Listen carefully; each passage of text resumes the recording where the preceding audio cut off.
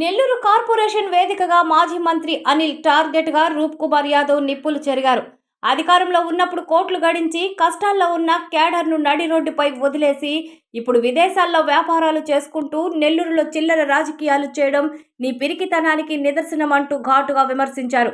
మాజీ మేయర్ వెనుక ఉండి వైసీపీ నేతలే డ్రామాలు ఆడిస్తున్నారని, అవిశ్వాస తీర్మానం అప్పుడు ఆమె తమ పార్టీ కాదన్న నేతలు ఇప్పుడు ఏ మొహం పెట్టుకొని మద్దతిస్తున్నారని ప్రశ్నించారు. టెక్నికల్ జాబ్ పేరుతో 65,000 లంచం తీసుకున్న నీచ చరిత్ర మీదని, కౌన్సిల్ సమావేశాల పేరుతో ₹1,00,000 ప్రజాధనాన్ని మింగేశారని ఆరోపించారు. ఓటమి భయంతో నరసరావుపేట పారిపోయిన నీకు నెల్లూరు పౌరుషం గురించి మాట్లాడే అర్హత లేదు. దమ్మున్న మగాడివైతే నేరుగా నెల్లూరు వచ్చి రాజకీయాలు చేయి, వెనుకుండి కుతంత్రాలు చేయడం మానుకో అంటూ రూప్ కుమార్ యాదవ్ బహిరంగ సవాల్ విసిరారు. మేయర్ రాజీనామా చేసిన తర్వాత తిరిగి కొత్త మేయర్ ఎన్నికకు సంబంధించి ఒక ప్రక్రియ అది. ఏదైతే అంబేద్కర్ గారు రచించిన రాజ్యాంగం ప్రకారమే, చట్టం ప్రకారం ఇది ఒక ప్రక్రియ. మేయర్ రాజీనామా చేసిన తర్వాత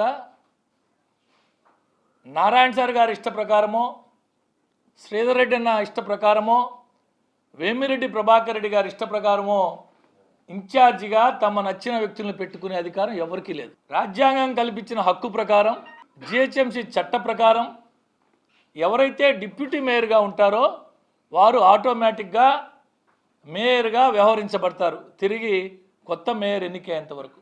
ఇది చట్టం, ఇది రాజ్యాంగం. అందులో భాగంగా నేను మేయర్ స్థానంలో నన్ను ప్రభుత్వం నియమించింది.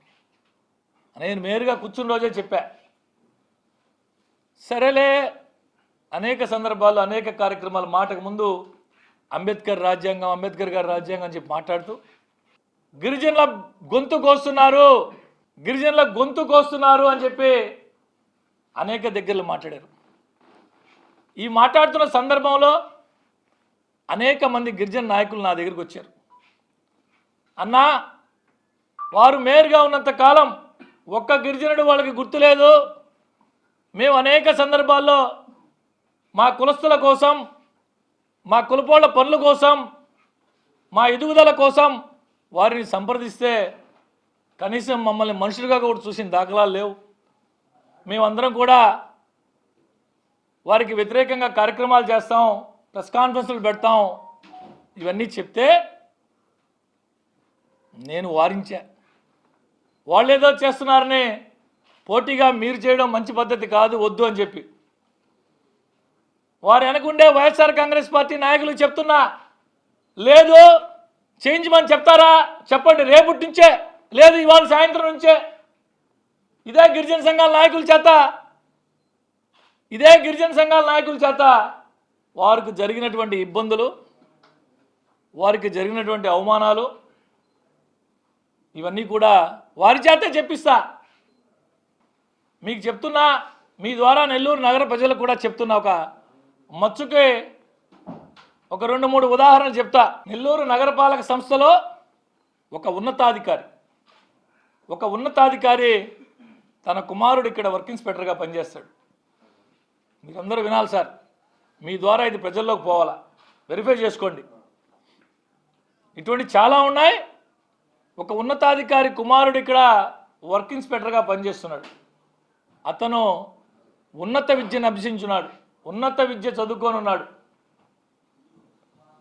అయ్యా, నా కుమారుడికి టెక్నికల్ శాలరీ అంటే మామూలు వర్క్ ఇన్స్పెక్టర్కి టెక్నికల్ శాలరీ అంటే వారికి అనుభవం ఉండి అర్హత కలిగినటువంటి వారికి టెక్నికల్ శాలరీ కార్పొరేషన్ ఇస్తుంది. మామూలు జీతానికి టెక్నికల్ శాలరీకి ఒక 2-3 వేల రూపాయలు అదనంగా ప్రతి నెల వస్తుంది.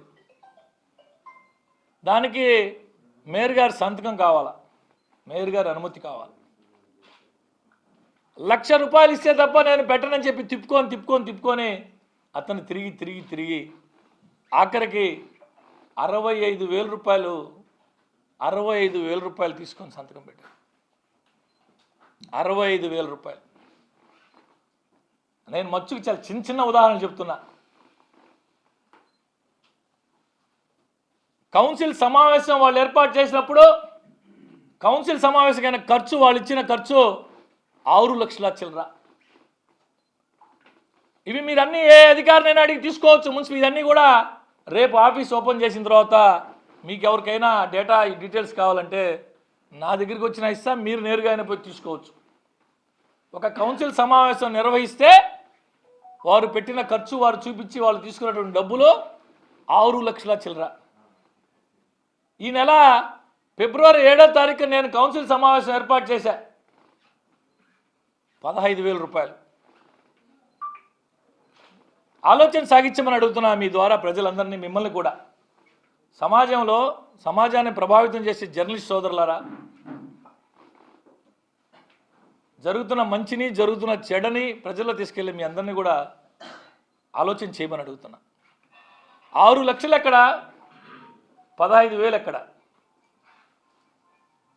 ప్రతి నెల మేయర్ ఛాంబర్కి ఖర్చు, సాధారణ ఖర్చు 70,000, 80,000, 60,000. నేను ఈ రోజుకి మేయర్గా బాధ్యతలు తీసుకొని 56 రోజులైంది. 56 రూపాయలు నాది ఖర్చులే ఇక్కడ కార్పొరేషన్కి. ప్రతి నెల 60,000, 70,000, 80,000. ఇటువంటి చెప్పుకుంటా పోతే అనేకం ఉన్నాయి.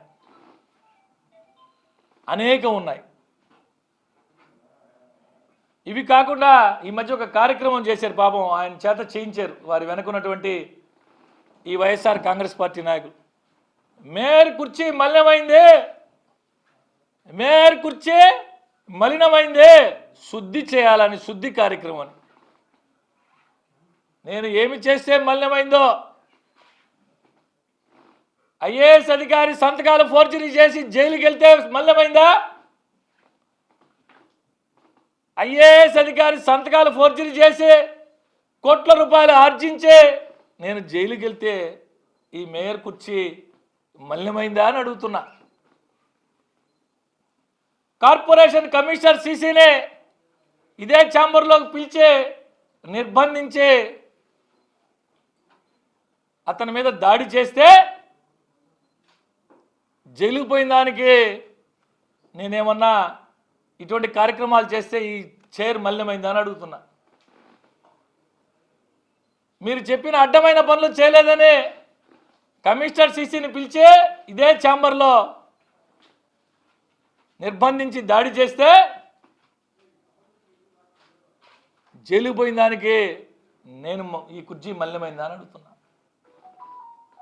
అసలు ఒక మేయర్ స్థానంలో కూర్చొని కొన్ని పనులు చేయొచ్చా చేయకూడదా అని కూడా లేకుండా అటువంటి కార్యక్రమాలు నేనేమన్నా చేస్తే ఈ కుర్చీ మలినమైందా అని అడుగుతున్నా.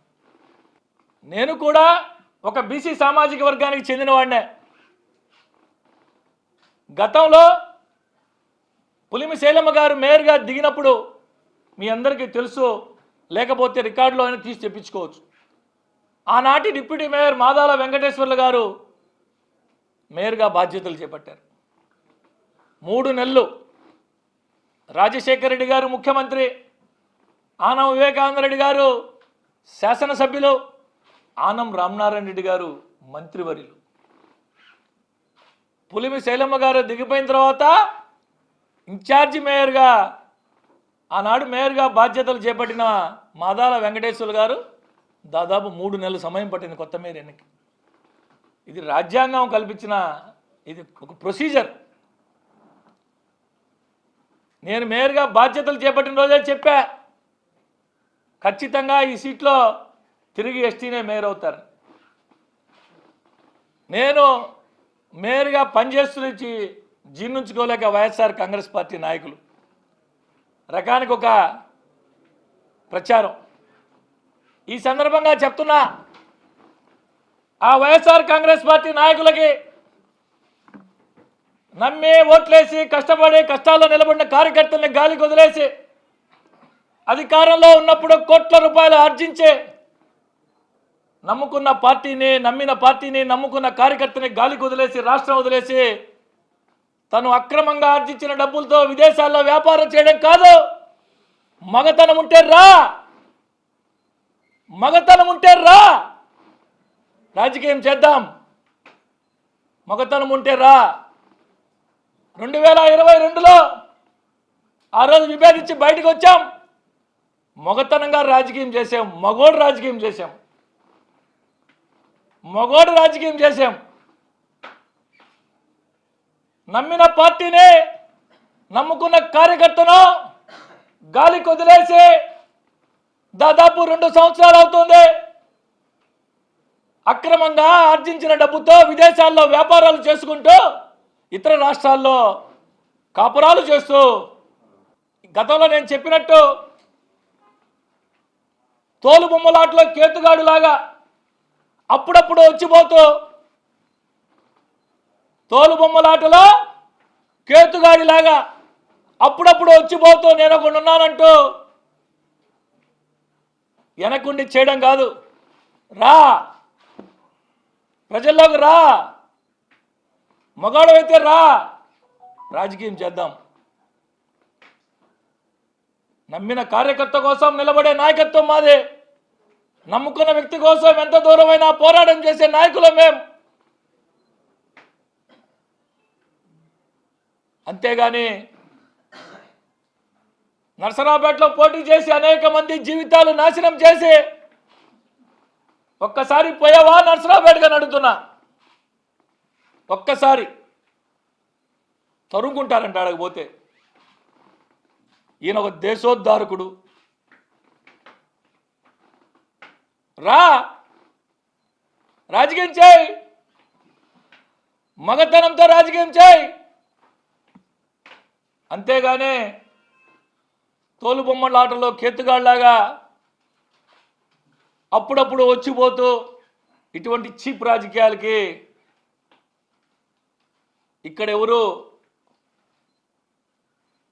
నీ గురించో నువ్వు చేసే చిల్లర పనులకో మేము ఆలోచన చేసే పరిస్థితి కూడా లేదు. ఎప్పుడో చూసి అయిపోయింది ఇది.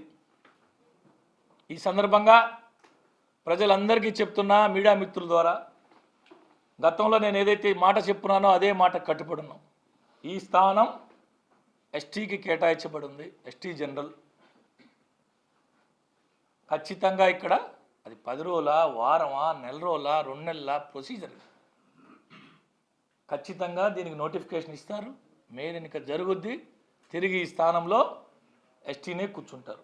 దానికి ఏమాత్రం సందేహం. నేను మేయర్గా కూర్చున్న రోజు చెప్తున్నా, ఈరోజు అదే మాట చెప్తున్నా.